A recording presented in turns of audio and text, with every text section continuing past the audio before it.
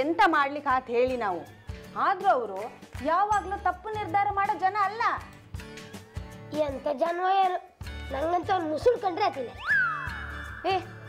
ಎಂತಕ್ಕೆ ಮಾತಾಡ್ದ ನೀನು? ನೋಡಮ್ಮ, ಅವ ಎಂತ ಹೇಳಿದ್ರು ನೀನು ಸುಮ್ಮನೆ ಇರ್ತೆ ಅದ? ಏಯ್ ಪುಟ್ಟ, ಸುಮ್ಮನಿರ. ಚೋಟು ಮೆಣಸಿನಕಾಯಿನಷ್ಟು ಉದ್ದ ಇಲ್ಲ, ಅಪ್ಪನ ಎದುರಿಗೆ ದೊಡ್ಡ ದೊಡ್ಡ ಮಾತಾಡ್ತೀಯ. ಆಯ್ತು, ಎಂತ ಹೇಳುದಿಲ್ಲ ಆಯ್ತಾ, ಮಾತಾಡುದೇ ಇಲ್ಲ. ಸುಮ್ಮನಿರ.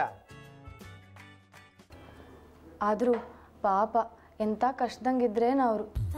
ಅದಕ್ಕೆ ದಣಿಗಳು ನಮ್ಮನೇಲೇ ಇರಿ ಅಂದ್ರು ಅಲ್ದ ಅಪ್ಪ? ಇರ್ಲಕ್ಕ, ಇಲ್ಲದೆ ಹೋದ್ರೆ ನಮ್ಮ ದಣಿಗಳು ಯಾವತ್ತೂ ಹಿಂಗೆಲ್ಲ ಮಾಡಿದವರೆಲ್ಲ. ನಂಗೇನೋ ಅನ್ಕೊಂಡ್ರೆ ಎಂತ ಕೆಲಸ ಮಾಡೋ ತರ ಕಾಣ್ತಿಲ್ಲ. ಪಟ್ಟಣದ ಅನ್ನ ತಿಂದು ಬೆಳೆದ ಮೈ, ಇಲ್ಲಿ ಕೆಲಸ ಮಾಡೋದಕ್ಕೆ ಮೈ ಕೈ ಬಗ್ಗದಿಲ್ಲ. ಅವ್ನಿಗೆ ಎಂತ ಒಪ್ಪುದಿಲ್ಲ.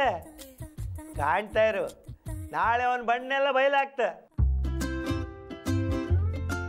ಅಪ್ಪ ಸುಮ್ಮನೆ ಬೈಬೇಡಿ ಅಪ್ಪ.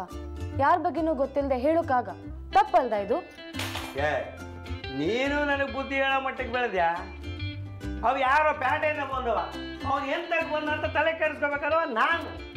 ಚಂದಾತ್ ಅವನು ಎಂತಕ್ಕೆ ಬಂದು ಎಂತಕ್ಕೆ ಸೇರ್ಕಣ್ಣ? ಯಾರ್ಯಾರು ಎಲ್ಲೆಲ್ಲಿ ಸೇರ್ಕೋತಾರೆ, ಏನೇನಾಗತ್ತೆ, ಎಲ್ಲದಕ್ಕೂ ಋಣ ಕಾರಣ ಅಲ್ವಾ? ಟೀಚರಮ್ಮ ಬನ್ನಿ ಬನ್ನಿ. ಎಂತ ಹೇಳ್ರಿ? ಏನೂ ಇಲ್ಲ. ಯಾರ್ಯಾರ ಋಣ ಎಲ್ಲೆಲ್ಲಿ ಬರ್ದಿರುತ್ತೋ ಅಲ್ಲೇ ತಾನೇ ಅನ್ನ ನೀರು ಸಿಗೋದು. ಈಗ ನನ್ನೇ ನೋಡಿ, ಎಲ್ಲೋ ಇದ್ದೋಳು ನಾನು, ಇಲ್ಲಿ ಬಂದು ಸೇರ್ಕೊಂಡಿಲ್ವಾ? ಅದೇ ರೀತಿ ಅವರು ಬಂದಿದ್ದಾರೆ ಅಂತ ತಿಳ್ಕೋಬೇಕು ಅಷ್ಟೆ ಅಲ್ವಾ? ನೀವು ಸರಿ ಹೇಳಿದ್ರಿ ಕಣಿ. ಕಮಲ, ಹೊಟ್ಟಿಗೆ ಹಿಂದೆ ಭತ್ತ ಹರಕ್ತೆ, ಇಬ್ಬನೇ ಬಿದ್ದು ಹಾಳಾಗ್ತಾವೆ. ಬಾ ತೆಗಿಯೋ. ಹಂಗ ನಾನು ಮತ್ತೆ ಅಕ್ಕ ಎಂತ ಚಂದ ಮಾತು ಹೇಳ್ರಿ. ಅದರಲ್ಲಿ ಚಂದ ಏನು ಬಂತೆ? ಋಣ ಆ ಬೆಂಗಳೂರು ರಾಜ್ಕುಮಾರಂಗೆ ನಮ್ಮ ಮನೇಲೇ ಇತ್ತಲ್ದ ಅಕ್ಕ?